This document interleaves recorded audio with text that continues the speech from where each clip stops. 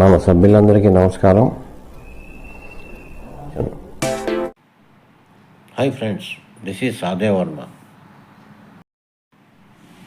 దేశవ్యాప్తంగా ఈపీఎస్ 95 పెన్షనర్లు గత 8 ఏళ్ళ నుండి మినిమం పెన్షను 1000 రూపాయల నుండి 7,500 రూపాయలు per month plus DA with medical facilities కల్పించాలని పోరాటం చేస్తున్నారు. కేంద్ర ప్రభుత్వం కొన్ని అనుమతుల కోసం కొంత సమయం కావాలని ఎన్ఐసితో చర్చల సందర్భంగా డిసెంబర్ నెల 2024లో కోరడం జరిగింది. కేంద్రం 2025 ఫిబ్రవరి నెల 1వ తేదీన 2025 బడ్జెట్ పార్లమెంట్లో కేంద్ర ఆర్థిక మంత్రి శ్రీమతి నిర్మలా సీతారామన్ గారు ప్రవేశపెట్టారు. కానీ దానిలో ఈపీఎస్ మినిమం పెన్షన్ పెంపుదల విషయం ఏ విధమైన ప్రకటన చేయలేదు.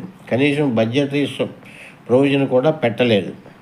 దీంతో మినిమం పెన్షన్ పెంపుదల విషయం ఈ 2025 బడ్జెట్లో పెడతారని ఎదురు చూస్తున్న దేశవ్యాప్త ఈపీఎస్ 95 పెన్షన్లందరూ నిరాశకు గురయ్యారు.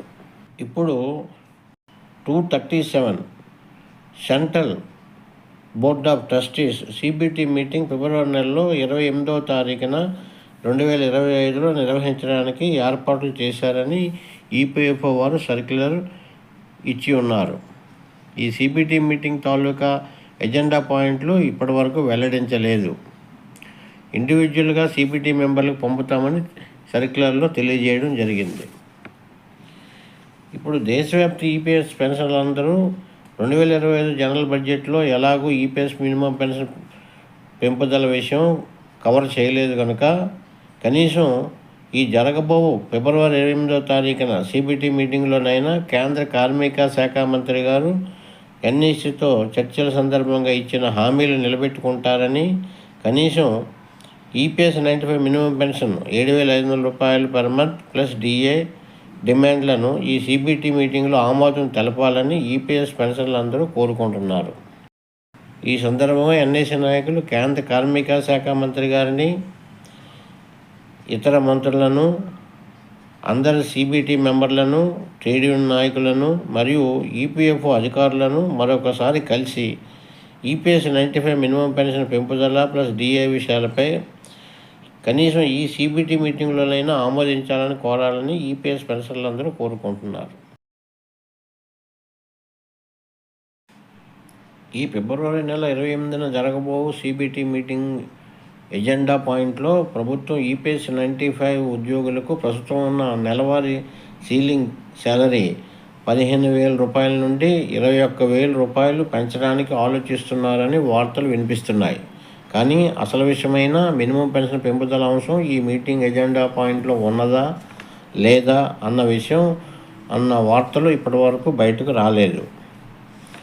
2024 డిసెంబర్ నెలలో ఎన్ఐసి నాయకత్వానికి కేంద్ర ప్రభుత్వ కార్మిక శాఖ మంత్రి గారి మధ్య జరిగిన చర్చల్లో ప్రభుత్వం మార్చి 2025 వరకు గడువు కావాలని కోరడం జరిగింది.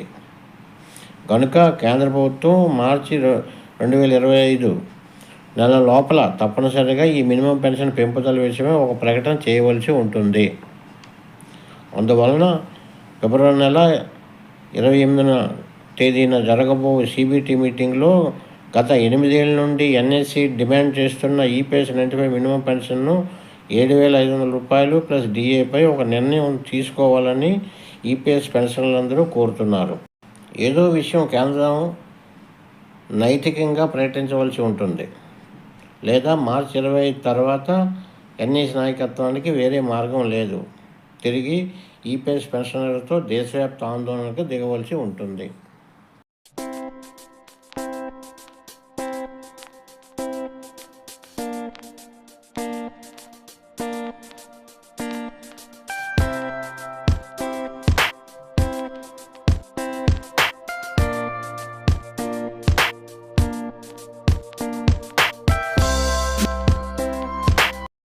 देख रहा हूँ कि मिनिमम पेंशन बढ़ाने पर है, तो इसमें मैं यही कहना चाहूँगा कि हमारी स्कीम जैसी स्कीम बनी हुई है, ये भारत सरकार की स्कीम है, इसमें ईपीएफओ एक इम्प्लीमेंटिंग एजेंसी है।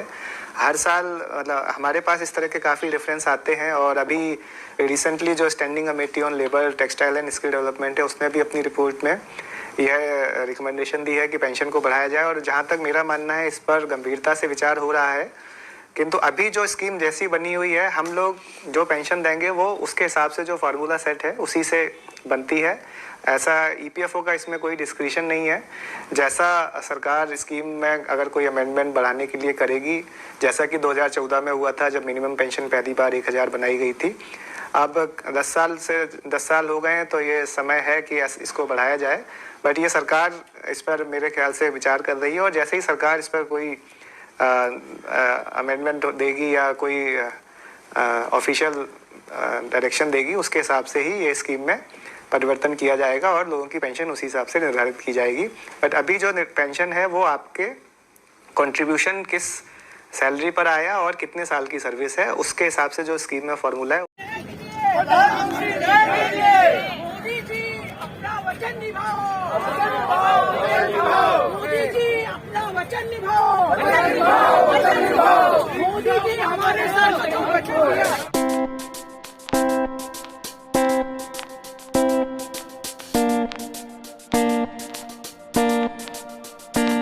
Let us hope for the best.